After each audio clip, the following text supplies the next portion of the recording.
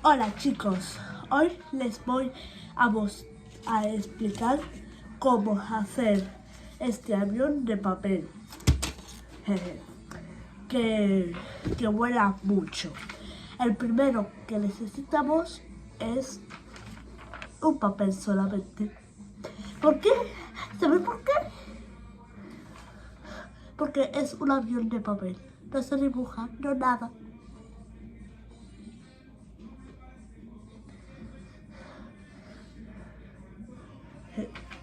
Ok, vamos al primer paso, es doblar así, por la mitad.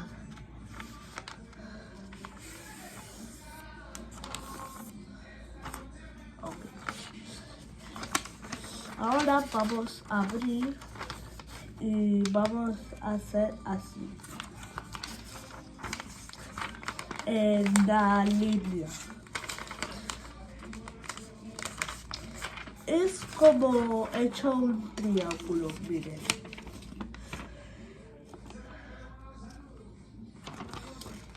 Ok. Que tenga que ser en los dos lados. Así. Así, miren.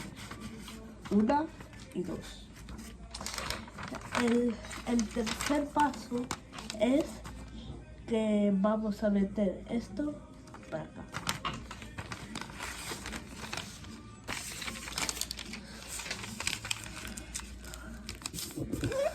Así.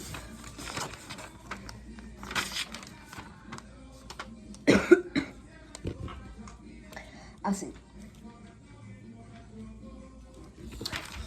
Luego, el tercer paso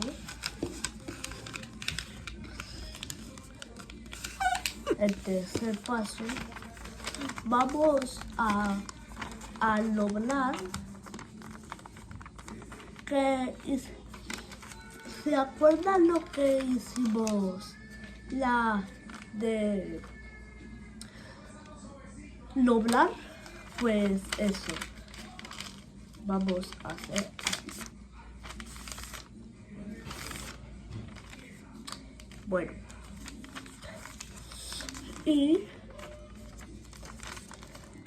de último, el cuarto paso y último paso, vamos a abrir paso por paso, así mismo.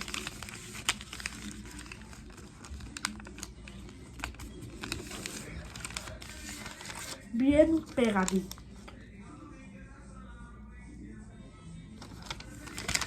Así, como vieron.